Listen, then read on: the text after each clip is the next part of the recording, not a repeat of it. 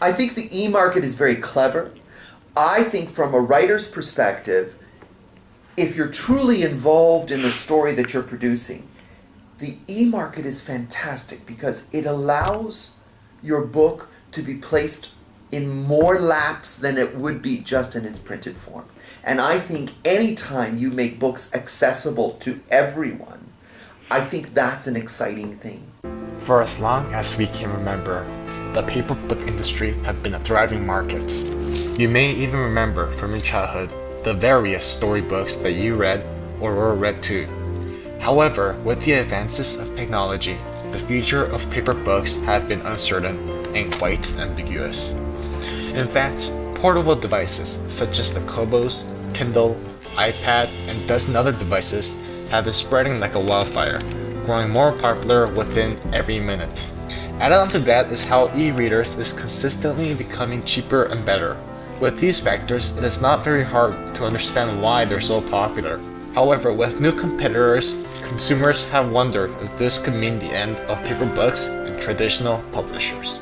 And it's not a stretch to have such beliefs, as traditional publishers think so too. While ebooks requires no major expenditures, traditional publishers are saddled with the cost of getting dead trees to customers, paper printing, buying, warehousing, and shipping. And they simply cannot set aside these expenses because this particular system accounts for roughly 80% of their business. Even worse for these traditional publishers is the rapid growth and popularity of Amazon's ebook medium, the Kindle. Amazon's domination over the book market can only mean that ebooks as a whole are becoming just as popular, and there is just no way to beat Amazon because of their low prices. In fact, Amazon's Kindle sells ebooks for under half the price of a physical copy, while a hard copy can cost up to 3 times more. Beyond the immediate concern over prices, publishers also worry that the disappearance of the physical bookstore could endanger the entire book business, even Amazon. Researchers have found that consumers don't tend to use online bookstores to discover books. They use them to purchase titles they find out elsewhere, frequently at physical stores. With no stores to browse in, publishers fear bookstores everywhere could take a significant hit. To combat and prevent such a situation, the Big Six publishers, Hachette Book Group, HarperCollins, Macmillan, Penguin House, Random House, and Simon & Schuster worked along with Apple and created a new model in order to keep retailers competitive with Amazon. Under the new agency model, the publisher would have the power to set the price everywhere, while Amazon would normally be paying wholesale for a popular ebook and then selling it for a profit. With the new agency model, they will be losing money instead, as they will be paying more to buy the books and selling it for a lower price than they bought it for. The plan seemed to work, as Amazon had no choice but to concede, as they could no longer afford to compete with the model in place. However, the Department of Justice sued the Big Six and Apple for collusion. The whole incident is summarized in this following video.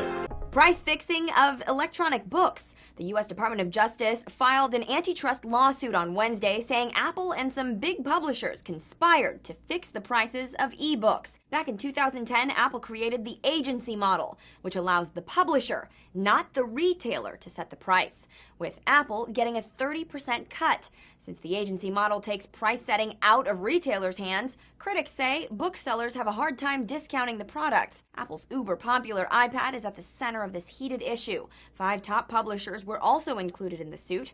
The lawsuit cites an alleged quote from the late Apple CEO Steve Jobs. CNBC has the details. Has him basically saying, yes, consumers will pay a little bit more we'll get our 30% cut, but consumers paying a little more, that's what you publishers wanted anyway. The source of that quote, Jobs biographer Walter Isaacson. The DOJ says consumers have spent millions more as a result of Apple's agency model. Prior to that deal, Amazon ruled the ebook kingdom by buying books at a discount and selling them to consumers for whatever price it wanted. But a Bloomberg analyst says the consumer doesn't lose with Apple's deal. The Department of Justice is suing on behalf of the consumers, right? Our books are now more expensive. In the long run, my view, it's better for the consumers to probably have more expensive books, keep the publishers in business. The LA Times calls that argument irrelevant. The Supreme Court ruled long ago that companies can't fix prices just because they're worried they can't survive otherwise. 3 publishers, Simon & Schuster, HarperCollins, and Hachette SA, have already settled with the DOJ, agreeing to end their agency model contracts with big-name retailers like Amazon and Google. As for Apple and the other 2 publishers, the Wall Street Journal's Ashby Jones says the DOJ would not be pursuing this if it weren't sure it had a case. The government tends to play hardball. They play to win. Apple has chosen to fight. All the best to them. I think both sides could be in for a long, protracted fight here. With this, Amazon was able to continue on competing with their ebooks. Thus, the inevitable became reality. Major retailers, most notably Barnes & Nobles, were hit and their stocks suffered from the lack of revenue. Anthony DeSalle, an author, explains that this has forced publishers to approach a POD system to keep up with ebooks. Ebooks have forced publishers now to do something called POD, which is print on demand. And we're going to be seeing that more and more, so that when you order from Chapters or when you order from Amazon, I think there's going to come a time where there isn't going to be a book in a warehouse, but that there's going to be, once you place that order, that book will be produced for you and shipped to your home. And I think that's going to be one of the biggest changes that we're going to see now. DeSalle also envisions a future where physical print books will be for collection and investment purposes only, and that ebooks are the way to go. I think from now on, what you are going to see, not now, but in the near future, you're going to see ebooks and e-reading overtaking print books. And in doing so, I think that you're going to relegate print books to something that only bibliophiles would really love. In other words, I think you're going to find that instead of publishing houses producing 5,000 or 10,000 copies of a book, I think they're going to print maybe 500 or 1,000 copies of that book. But they're going to make that book so special. They're going to make it out of hand-made paper and bound in leather, and I think they're going to cost a lot of money, maybe $200 a book. And it really will be for the true collector. And I think that's what's going to happen. And the rest of the books will be electronic. DeSalle adds onto this point by recalling back to his own experiences. For example, just recently I went to a book launch for Nino Ricci's Lives of the Saints, 25th anniversary copy, and it was $200 a book. They only made 200 copies of them, and each of them cost $200. But there was original artwork in the book. Everything was hand-bound. They were real collector's items. And so you're going to start seeing people who love books buying them for investment purposes. However, Jeremy Cranswick, a bookstore retailer, feels that coming into a bookstore and feeling the book is a unique and mystifying experience, something readers won't ever give up. That kind of experience doesn't happen on Amazon, for example. You can open the book and look at it, but that kind of added dimension is just not there.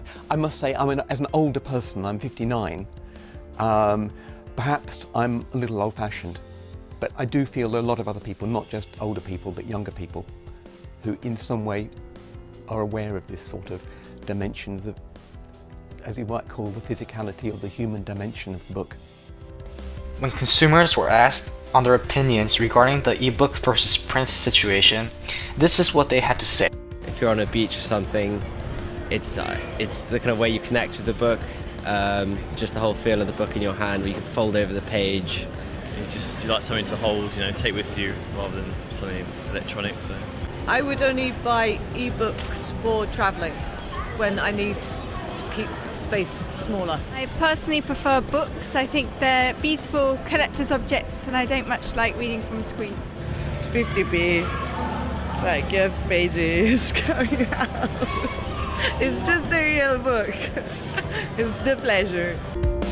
As of the year 2013, the Association of American Publishers reported that US ebooks have broken a 3-digit growth rate than the overall ebook market experienced in 2009 and 2011, and is up 46% and now account for 1/5 of overall book sales in the US. In the case of print books, the Association of American Publishers reported that print book sales have shown a 7% decline. However, many feel that print books are here to stay, and the experience of flipping through pages is an experience that can never be replaced.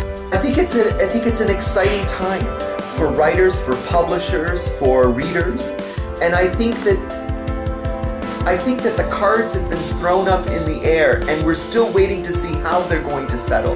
And I think there's something very exciting about that. So I look forward to being part of that discussion in the future. The end result is simple. Books are getting more popular, and ebooks is just another gateway to access literature.